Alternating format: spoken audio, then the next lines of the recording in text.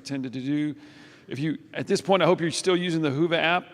It is a wonderful way to connect with people, sponsored by PTC. If you don't know how to use it, it's pretty simple. It's very intuitive. There's all kinds of things going on in that app. Please check it out. And as we get started, I want to introduce Jake Hamann and his group coming up. There's going to be a Q&A session around implementation and what you can do around that. So without further ado, Jake and his panel, please make your way up.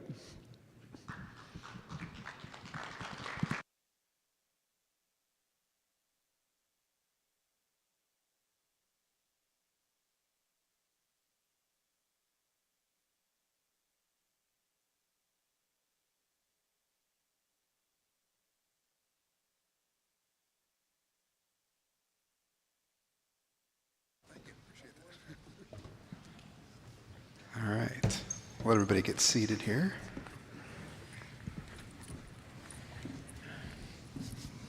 All right, good morning, everybody. It's a pleasure to be back here at AES after, for me, a 9-year personal hiatus, surrounded by so many innovators and leaders continuing to push the boundaries of enterprise tech. For those of you who don't know me, my name's Jake Hamann. I'm the founder and CEO of ENTEVATE. We are an innovation agency that's focused on helping businesses accelerate their digital transformation through experiential marketing, content readiness, and innovation strategy.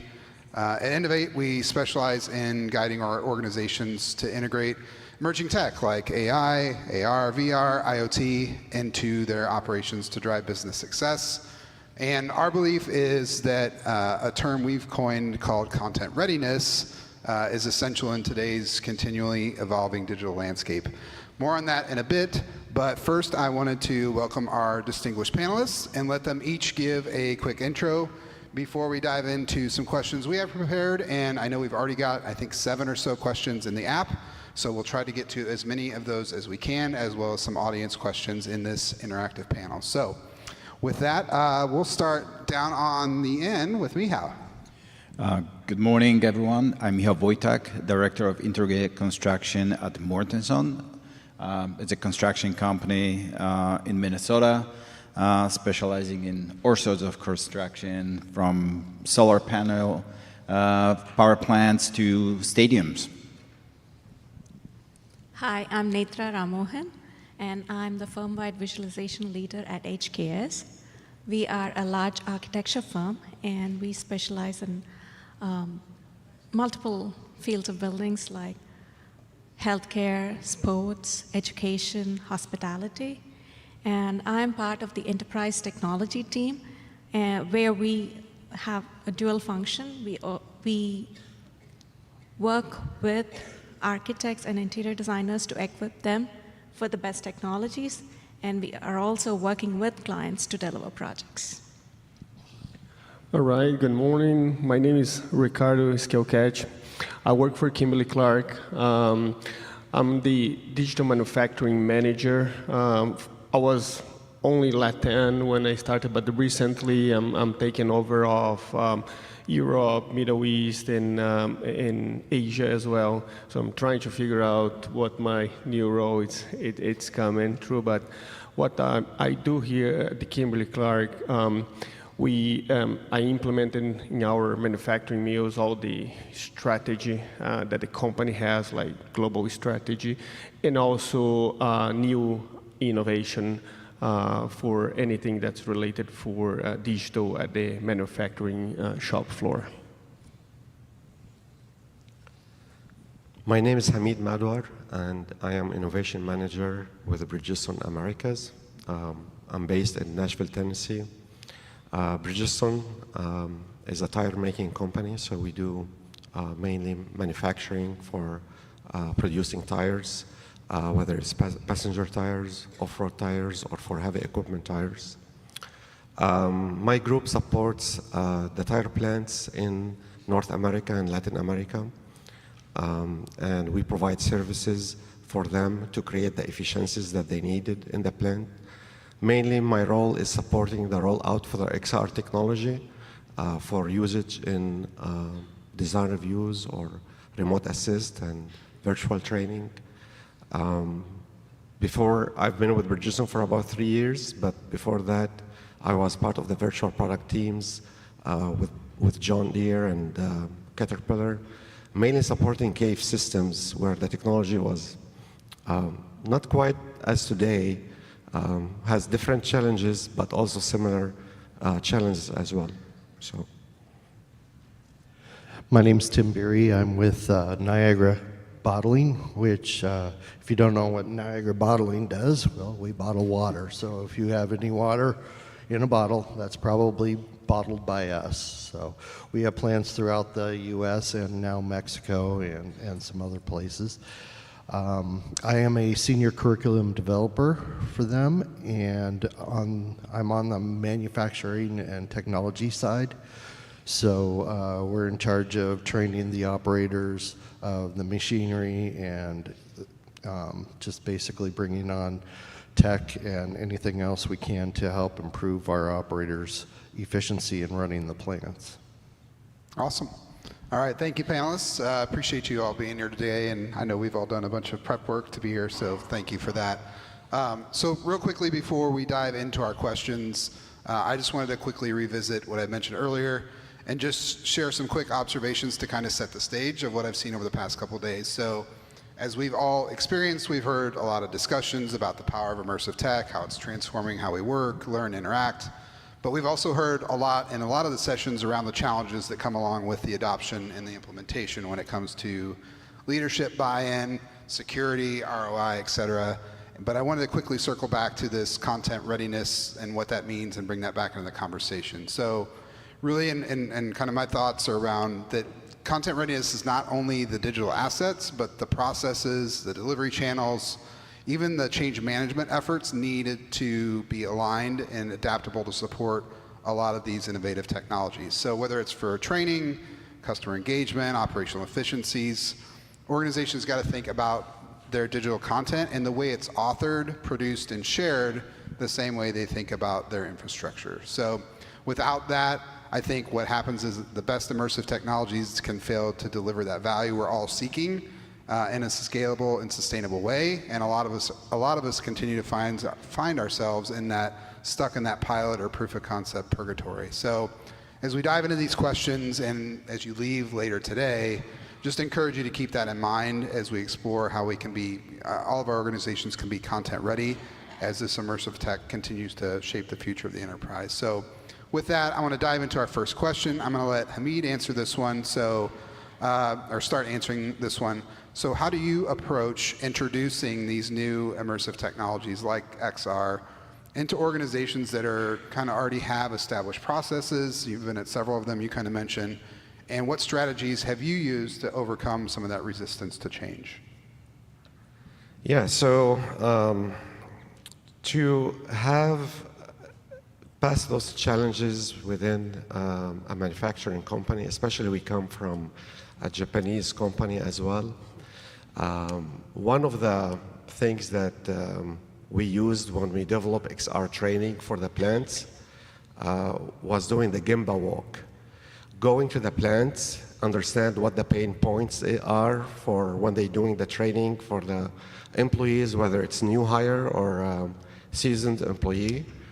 I remember one time I went and at least one building, the very first experience, I actually ended up mostly doing the tire building procedure from the beginning to the end, recording the steps, going through every single one, recording them, and at the end, when we put these together, it made sense for the trainer and as well for the operators that they were using the technology. Strategies that we used for to get the buy-in or to bypass the hurdles in getting into the technology.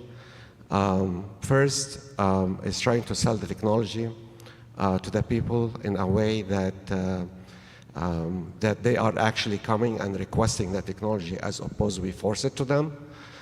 That actually helped a lot in getting better adoption. Another way we do it from the budget standpoint is we don't make it free, or we try not to make it free, but at the same time is reasonable, so it can have some accountability and provide the ownership for the end users so they can start using it in their processes, because as more they can use it, or the more they use the technology, the more they kind of find more benefits, and they can report these benefits and share it with everyone. Michal, how about you? So if you think about construction industry, I think you have in mind the rigid old ways of doing things. But the reality is it couldn't be more further from the truth, because it's coming through the rapid phase of transformation. I would say around 20 years ago, we started introducing the BIM and VDC systems in our industry. And it all starts with the question that you have to ask yourself: what problem are you trying to solve? How can you help somebody? And quite often we are concentrating on the shiny next object, while in reality we need to look at the people in the field, people in the organizations that actually will be using it, and how it's going to change their life. So if you ask yourself that question first, right, your rate of success will be much higher.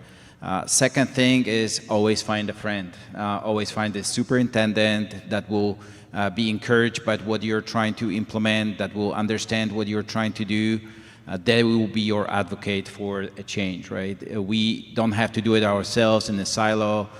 Quite often this forced, as mentioned, approach of like, we tell you because we know better, that's just gonna distract from a conversation, that's just gonna create barriers, because people will be taken aback by this approach.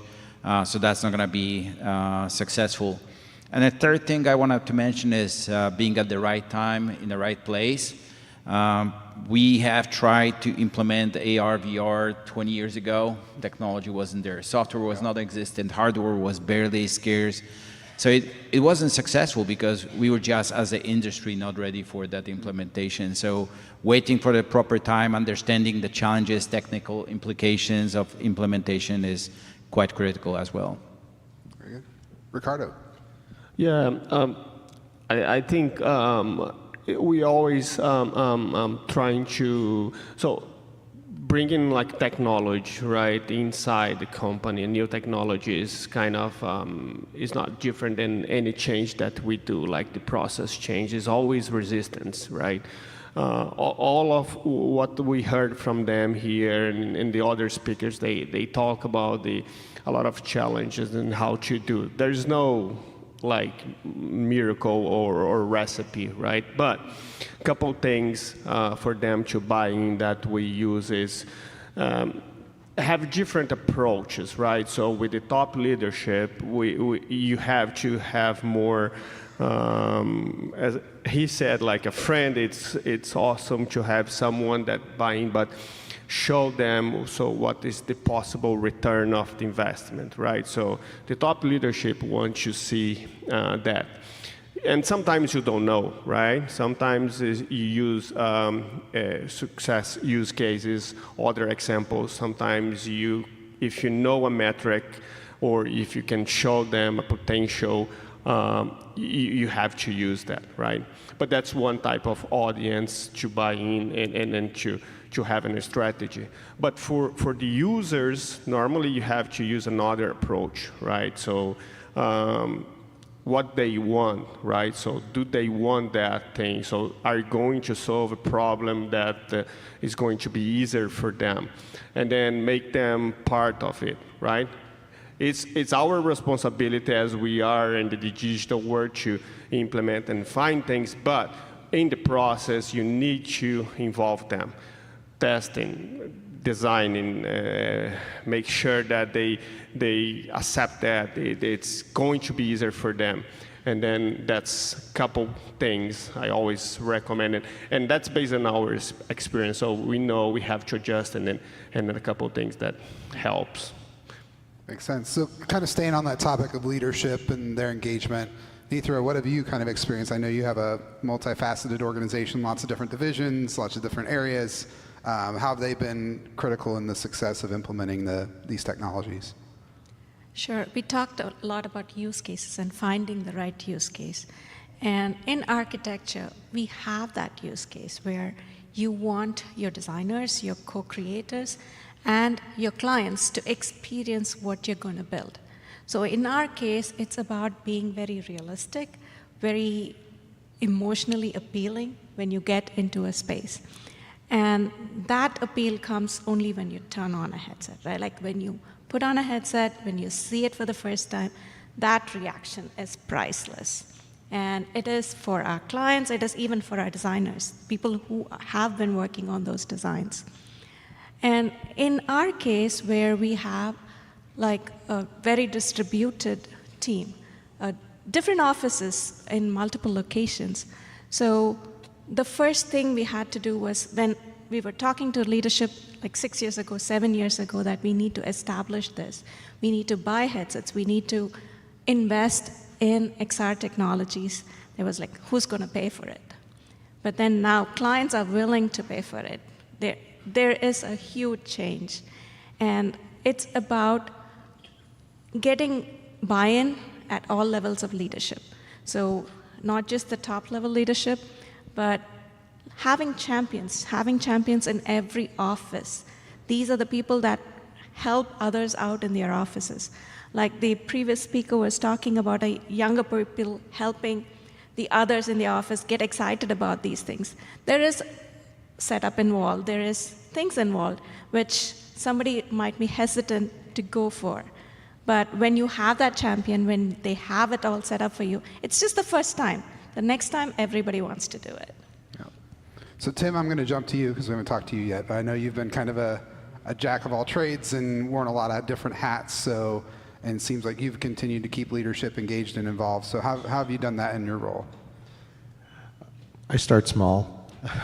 I think that's one of the bigger things is the technology keeps piling up. So what I've done in the past is I've started with smaller technology.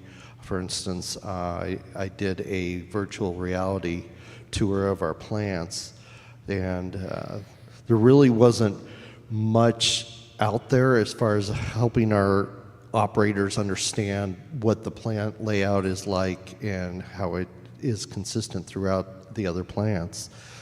So I was able to get a 360 camera and build a virtual tour, and that spawned off a lot more ideas. We could add learning into these virtual trainings, and then once they've accepted some of these smaller milestones, I guess you could call them, then they're more apt to give you a little more freedom to build off of that and try new technologies, and they're willing to spend a little bit more money to be able to give you that freedom to try different things and see where we can fill in a need. And that's probably one of the biggest things too, is providing your leadership a rationale for why you need this. So there's got to be a return on investment that they see. And in doing that, you've got to list out the objectives of what you want your learners to understand, what they need to know at the end of the day. And if you're not fulfilling those objectives, then it really doesn't accomplish much. You're just showing them toys. Right, shiny object syndrome. Exactly. Yep. So I guess kind of piggybacking on that and thinking about prioritization from a tactical perspective, right? You've got the use cases that drive what you need.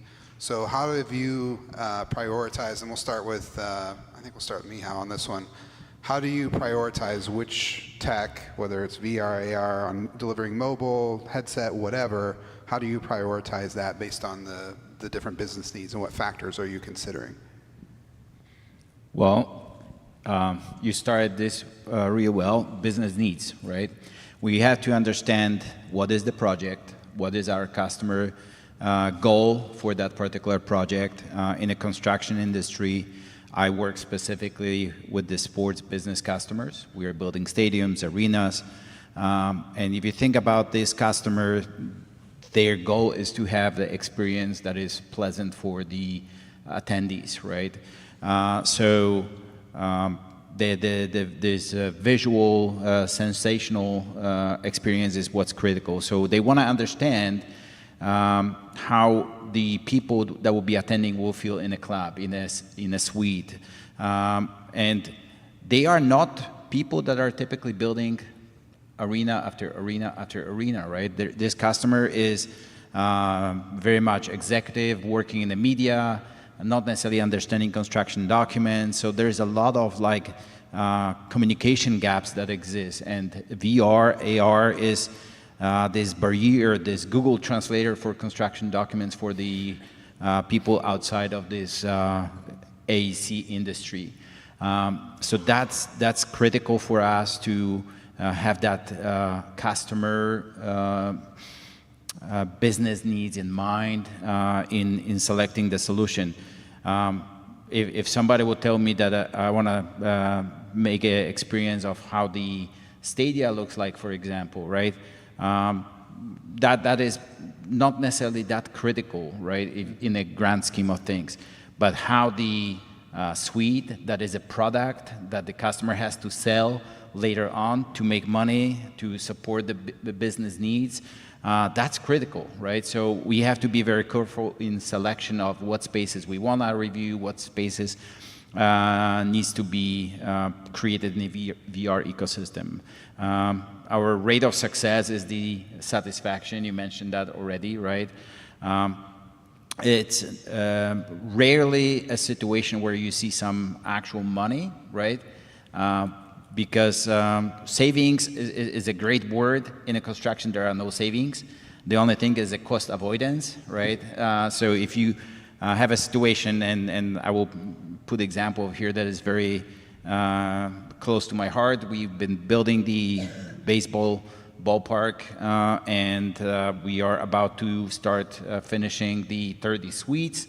So 30 repetitive spaces. We are doing VR experience for that customer. They are super happy, but at the end of the conversation, they say like they don't really like the L-shaped island in the middle of the suite. People will get stuck over there. That's not really flowing properly. And the design team is like, why would people go there? The bartender will be serving. There's no need for them to go there. And customer is like, what bartender? What are we talking about? So clearly there was a communication gap that happened years back. That L-shape was then put on the floor plans, and it's like just two little lines that depict that there is an L-shape instead of the actual island. And it was just going there because that conversation was done. Nobody ever really reconsidered, do we understand the needs of our customer, right? Yeah. So when they finally got inside of this VR space, they understood, well, whoa, that's not what we were thinking about, right? So we were able to avoid the order of 30 granite countertops, right? A bunch of casework, a bunch of finishes. We were able to re-coordinate that spaces, and that was a very good example where we actually were able to calculate precisely the cost avoidance, and it was like $1.7 million. So it was kind of an understanding that getting a little bit deeper into the business needs of our customer. Mm-hmm. So real quick, Ricardo, on your side, just from a different lens, right, in the manufacturing side, how are you choosing what technology you use based on some of those different factors? Yeah, no, it's a good question. So he always, we always talk about return of investment, or what is the saving, or cost avoidance, or whatever. So definitely, there are many criteria you can use, right? It really depends. I'm going to emphasize the only two. So return of investment, that's for sure one criteria to prioritize what technology you use. And I want to show an example geographically also makes differences. Why that? Because Kimberly-Clark is an American company, right? So a while ago, they have decided to implement like a specific technology. So, right, so they want to standardize. They want that in Latin America also to be implemented. But when arrived to us in Latin America, it was too expensive, right? Hey, I cannot apply, I cannot prioritize based on that because it's too expensive for us here. So we have to look for some different vendors, right? Different technology that could give the same thing, or a local supplier or whatever, but we have that experience. So you think about return of investment, but geographically speaking, it also makes the difference where you are, this return of investment. So that's one point we how do we choose things. Second, I want to emphasize is security, right? So how that technology will be in our system connected or integrated with your system or our system to be safely. So can they connect it safely to our network, right? So do I have the infrastructure? So maybe, yeah, it's fine, but I have to invest more in infrastructure, so I don't know if it's going to cost even more. So security also, it's this other point that we take as a item to prioritize technologies. So on the security front, Hameed, I'm going to ask you, this one's from an audience question around kind of IP. So how do you deal with the IP content on XR? So are there any examples, use cases, either in your current role, past roles, where the experience was ready, but there was not a good way to protect, the content that you were trying to deliver?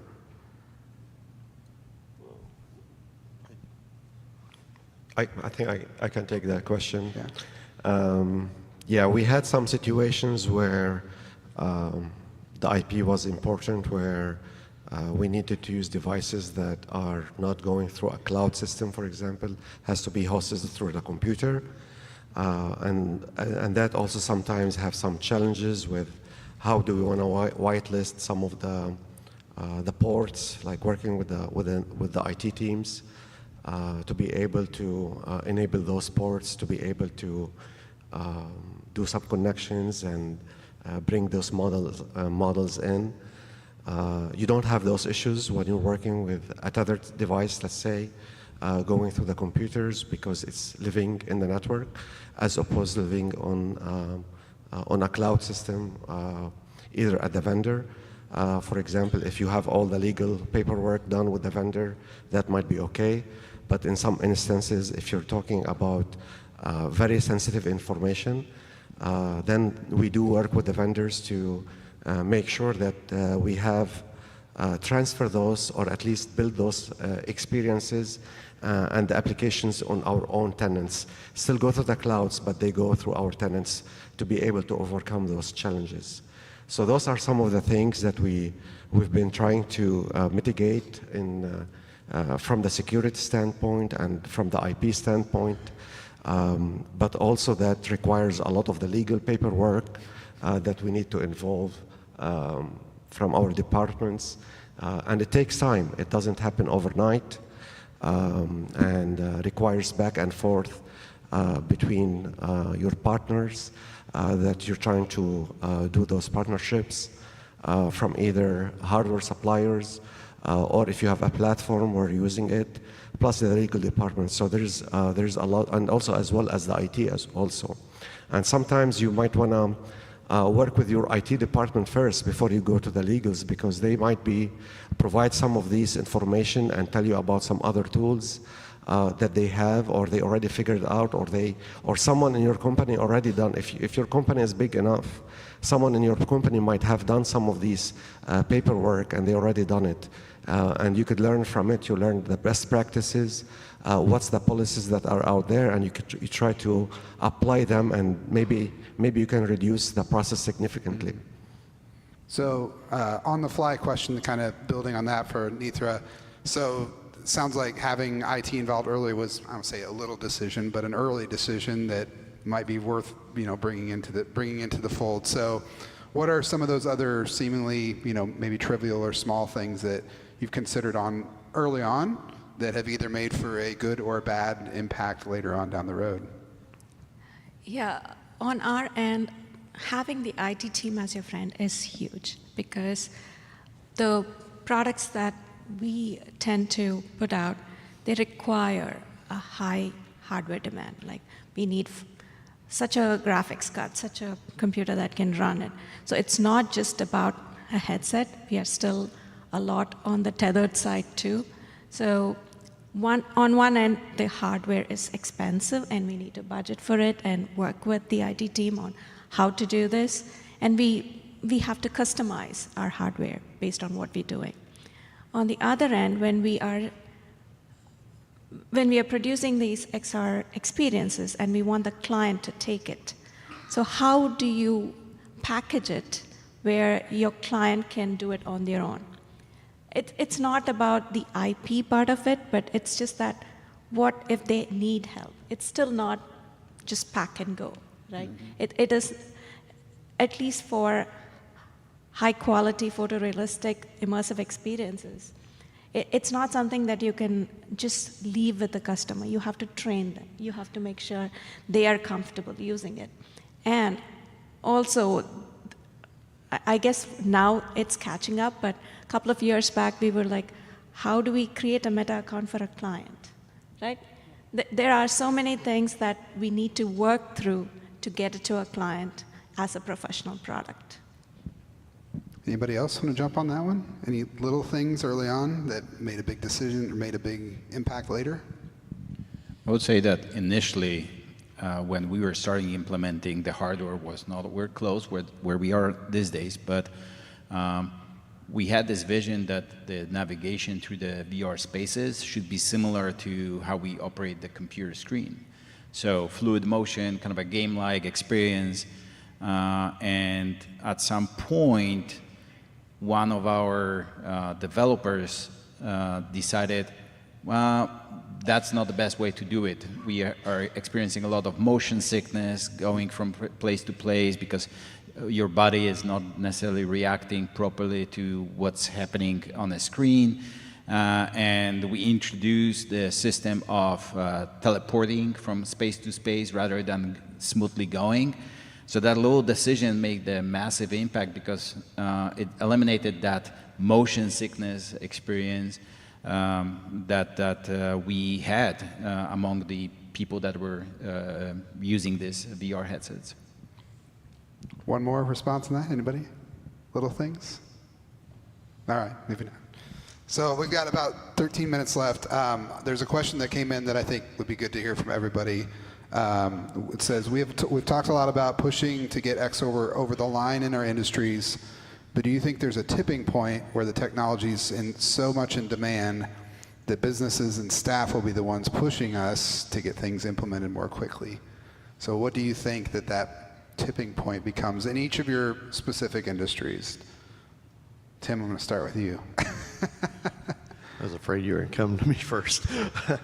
I guess the tipping point is when you've got a lot of people out there that are using the technology already, and they're playing with the stuff, and they're like, oh, we want to see this technology within the training development programs, and sometimes it's just not realistic. I think one of the things that we kind of hit on was I can't just throw headsets on everybody, and that's something I need to keep in mind because people react different to headsets, and how that is going to translate into learning, is going to distract from learning, that type of stuff.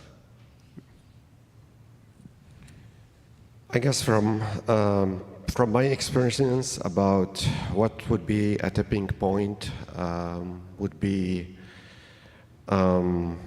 having Ricardo, do you want to take this one? Let me think about this one through. Yeah. No, that's sure, no problem. Yeah, one thing that, so for our experience, we learned it's not necessarily, so a couple of years ago, I didn't know too much about augmented reality, virtual reality, this mixed reality, right? So I started digging in and see, like a lot of people say, it's a very cool thing, it's nice. If you experiment this, you kind of like you love it, right? So it's nice. It's just, you go for another like word or try a couple things and you get excited, right? And then when I came back to our business and started looking, so how can I apply that? The tip is not necessarily you have to have those fancy things to solve your problem, right? And then you come back, so what is my pain point, right? What is my problem? Because that's what we were trying to say. Is this necessarily like immersive technology is going to solve what I need?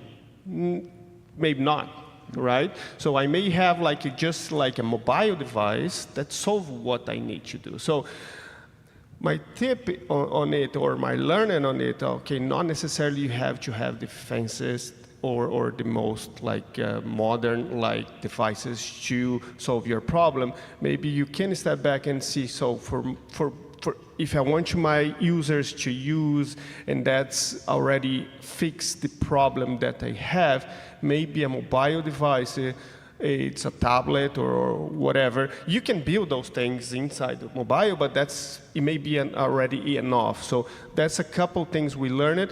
And in terms of, as I always said, in terms of cost and benefits, that's what we need, maybe start with that.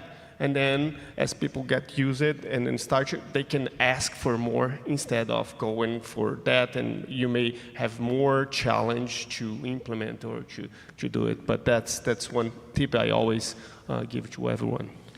I actually want to add on that. I just thought about some really good point on how we saw some of the tipping points where it's not feasible to do it this way. So we built a really good experience application for training. It was so good that when people try to use it, they get so much attached to it, and they want to do everything within that environment, even doing documentation, taking all the notes inside it, treating the immersive visualization as a PowerPoint type of thing on every single thing, and doing the real life scenarios inside it. Well, that would be a really good idea where you really want to make sure it is as realistic as possible, but at the same time, you can't invest or have all the resources that you will be able to invest in that amount of work, and you're becoming a scope creep to be able to implement all these changes and then you add all these cool factors, but at the same time, without focusing on the value factors for what you're trying to achieve. So that might be one of the tipping points that we came across in some of these building applications and experiences. Makes sense. Nethra? I'll say I'm very optimistic about that tipping point coming soon. With the ubiquitous nature of the devices, right, and it becoming better day by day, the tools are getting better, the frame rate's getting better. It's the friction that prevents people from using it on every project. So when it becomes a mandate, say a corporate mandate that every project should use XR in these stages of design, I think that will be the best in terms of everybody using it on all projects. And I'm looking forward to that day. I'm going to probably go the different direction, because I would say that tipping point already is behind us. The only reason that we are not using VR, AR, XR on any project is just there is no business need for it, right? If we have a business need for using that technology, there's no technological barrier to doing it. The hardware is relatively inexpensive. The software is well implemented. We have solutions that are one click of a button, go to VR experiences. So I would say that this is not the problem of us not being able to do it. It's more of a problem as not wanting to do it. So I would say tipping point is behind us. Okay.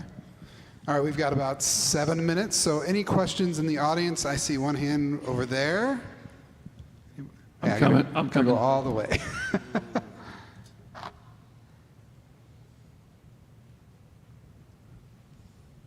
All right, if you could just state your name and company and your question. Where was the question? Oh, yes. Okay.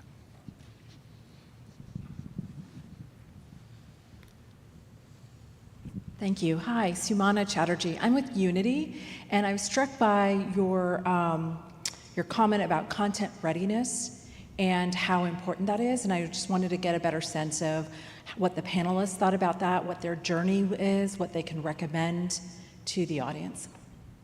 All right, the question was just around the content readiness piece of, the content, 3D models, work instructions, all those types of things, kind of your opinion on that, where you're at maturity level, how do you look at that and handle that? We'll start down here with Tim. Yes, Tim, I'm starting with you again. Okay. Well, as far as 3D modeling and things like that, yeah, it's a matter of giving them an idea of what you can do with the technology, I guess you could say. And I'm a 3D modeler too, and animator, and when I build something like that, I just have to keep it in mind that I'm giving this to my management so they can see value of it somewhere else, and that's one of the things. I don't know if I'm answering your question. No, I think so. I think reuse and repurposability is a key thing around the content side. Yeah. Hameed? When it comes to the content readiness, I think the way I look at the content, and when I talk about content readiness, I'm assuming we're talking about XR training and how we build experiences for end users that are utilizing those in the most efficient way. We look at the PDF material, we look at PowerPoints, and as I said earlier, sometimes we even walk into the machines, we bring the SMEs with them, with us, to record those working instructions, even if they are already documented. Sometimes after we go through them and we take those instructions, convert them into steps. So there's quite a work that needs to be done to reconvert or to rewrite those instructions. I know there are tools out there today that they can automate some of these things for you already. But then there's also the 3D geometry that you need to merge those together. So you have to have those types of different skills. You have to get the content from the trainers, and then you merge the 3D contents from the designers and build them in a very highly polished experience that deliver the value. That's my take on how you can do those content creations and deliver them to the leadership or to the end users, that they can use them and then highlight the value and show them in usage and utilization. Yeah, no, I totally agree. That's kind of the initial point I was making, just around, you can do a proof of concept or a pilot and show value, right? But to go scale that across the enterprise is really difficult if you haven't gone back and figured out the processes and standards and everything to create content in a different way. So, Ricardo. Yeah, so I'm not very the specialist, but if I think about that, like what is the content, like and managing my team to when they need to work in any technology to be implemented. So two things I always think. So hey, let's go and be the voice of the end user. So what they needed was the requirement. So I need to understand and being the voice of the end users, but also I need to be the ambassador of what the this technology is, right? So I play both roles when I try to implement and bring in new innovation. So always thinking about to build the content, okay, what is the voice of the end users, what do they need, right? And be the ambassador, so, okay, we need to implement this technology because that's the results, that's the outcome, that's what's the benefits of those. So we play those roles. That's important to build all for my team to build all the content for the technology. I'll say with designers and architects, we have a lot of content. Readiness part, not there yet, because they were not built over the years to get into XR. So there is always a stage where you have to make content ready for XR. And we use Unreal Engine predominantly, and the tools are there now. Like you can adjust the LODs, you can actually take in content that is huge and convert it to something that you could use. So it's getting there. Content readiness is a part of the process, and we are in the process of getting there. I will go a little bit different route, because for us, content readiness why the builder builds the VR experience, not the architect, right? The reason is that we are building the content that is complete with everything that is going to be there. Quite often, the designer is concentrating on the visual aspect of it and ignores a lot of things that are not really interested to them. The goal is to present design intent, and we have to present reality as it's going to be at the end of the day, because if you look above your head, you will see all this mechanical system, the ductwork, all that stuff that's going to be there at the end of the day, and we need to showcase that to our customers. So preparing the content in its completeness is the main goal. Yep. I'll also right. say that Oh, go XR actually accentuates any mistakes that you have. So having content that's built for it makes a lot of difference. Hameed, did you want to add last comment there? Yeah, I also want to say about the content readiness. If you're doing, I don't know exactly everyone's situation, how they're doing XR rollout, whether it's you're doing machine training, you're doing design reviews. But let's say if you have a machine and you know that you are, or you have a, like a plant, or you have product models that you want to do training around it. When you build your content for the 3D content, don't think about the specific use case that you have it on hand.